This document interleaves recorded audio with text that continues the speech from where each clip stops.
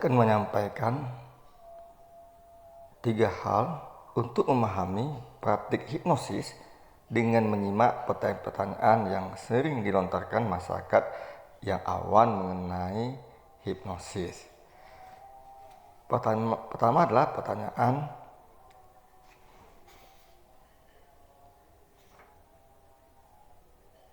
dapatkah hipnosis membuat seseorang melakukan sesuatu yang bertentangan dengan keinginannya? Pertanyaan kedua, bagaimana jika seseorang yang dihipnosis tidak dapat bangun dari kondisi hipnosis? Pertanyaan ketiga, apakah seseorang akan kehilangan ingatan pada saat kondisi hipnosis berlangsung? Baik, saya akan menjelaskan ketiga pertanyaan ini dengan singkat dan mudah dipahami. Pertanyaan pertama adalah, dapatkah hipnosis membuat seseorang melakukan sesuatu yang bertentangan dengan keinginannya? Sebenarnya, hal itu tidak bisa terjadi. Anda mungkin melihat seorang ahli hipnosis panggung atau stage hipnotis seakan-akan bisa memaksa seseorang untuk melakukan hal-hal aneh pada saat hipnosis berlangsung.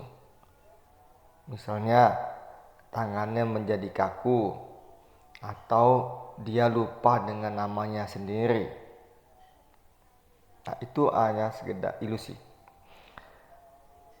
Namun, sebenarnya orang bisa melakukan hal-hal aneh tersebut karena mereka mempunyai keinginan untuk menjadi bahan perhatian orang lain atau memberi kesenangan kepada orang lain.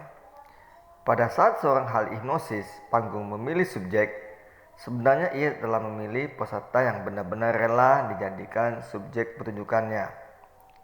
Karena itu, jika memang tidak mau, Anda tidak akan pernah mau melakukan atau menyetujui syarat apapun yang melanggar nilai-nilai yang Anda anut.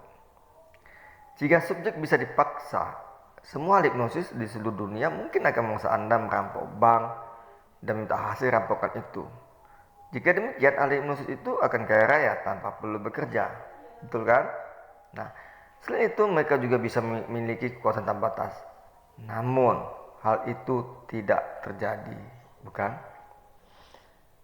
Jadi, dalam praktik hipnosis sebenarnya tidak bisa memaksa seseorang untuk menuruti keinginannya apabila tuntutan itu bertentangan dengan hati nuraninya. Oke. Kita lanjut dengan pertanyaan kedua. Bagaimana jika seseorang yang dihipnosis tidak dapat bangun dari kondisi hipnosis? Kekhawatiran ini tidak pernah terjadi karena tak seorang pun pernah terjebak di dalam kondisi hipnosis. Secara sederhana, hal tersebut memang tidak bisa terjadi. Sebagai contoh, jika ahli hipnosis meninggalkan kamar atau jika Anda sedang mendengarkan kaset CD rekaman hipnosis dan tiba-tiba lampu padam, sesungguhnya Anda akan tertidur secara otomatis atau bangun secara alamiah pada saat pikiran bawah sadar Anda mengetahui bahwa tidak ada suara yang menuntun Anda atau membawa Anda sampai pada tingkat kesadaran normal. Jadi misalkan Anda diterapi untuk kesembuhan Anda dari penyakit mental, hipnosis akan menidurkan Anda.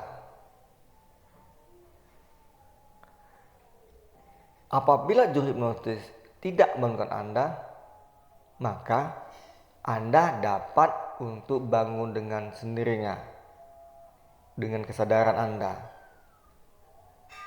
Begitu.